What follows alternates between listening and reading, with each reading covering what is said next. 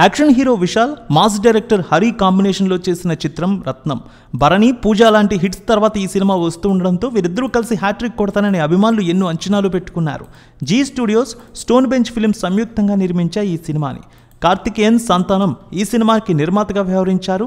రత్నం మూవీని Shri Shri Sai cinemas banner మీద తెలుగులో సతీష్ కుమార్, రాజ్ కుమార్ సంయుక్తంగా రిలీజ్ చేశారు. తెలుగు, తమిళ్లో ఏప్రిల్ 26న గ్రాండ్గా రిలీజ్ చేశారు రత్నం సినిమాని.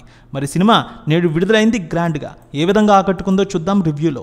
ముందుగా ఈ సినిమా స్టోరీ విషయానికి వస్తే సింపుల్గా ఏపీ తమిళనాడు బార్డర్లో ఉన్న కొన్ని ప్రాబ్లమ్స్ని సాల్వ్ చేయడానికి రెండు ప్రభుత్వాలు కలిసి కొన్ని చర్యలు తీసుకుంటాయి.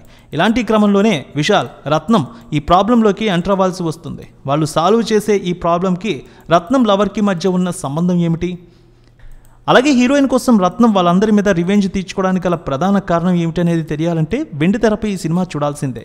సో ఈ సినిమా గురించి చూస్తే విశాల్ అద్భుతమైన నటన అయితే చూపించాడు. మాస్ డైరెక్టర్ హరి గురించి మనం ప్రత్యేకంగా చెప్పక్కర్లేదు. కమర్షియల్ ఎంటర్టైనర్స్ తీయడంలో అతన్ని మించిన దర్శకుడు తమిళ ఇండస్ట్రీలో లేరు. సో అద్భుతమైనటువంటి డైరెక్టర్, మంచి టాలెంట్ ఉన్న వ్యక్తి. సినిమాలో ప్రతి ఫ్రేమ్లో ఆయన టాలెంట్ కనిపిస్తూనే ఉంటుంది. గతంలో యముడు సిరీస్ ఎంత అద్భుతంగా హిట్ అయిందో తెలిసిందే. తెలుగులో కూడా మంచి సూపర్ హిట్ని అందుకుంది.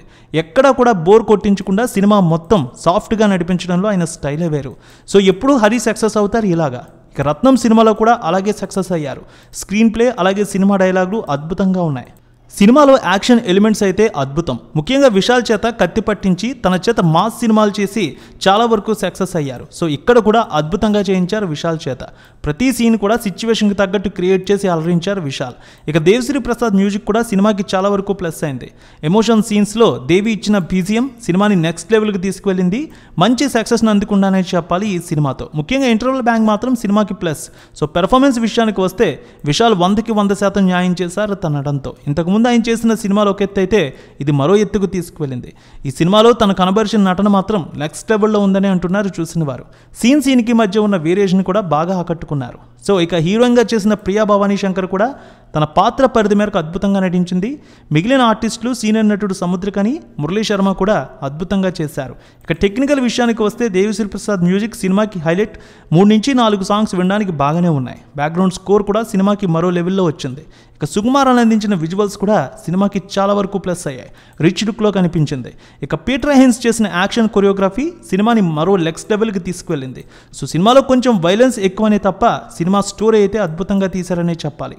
మొత్తానికి ఒక మంచి కంబ్యాక్తో వచ్చారనే చెప్పాలి విశాల్. రత్నం సినిమాకి మంచి పాజిటివ్ టాక్ వచ్చింది.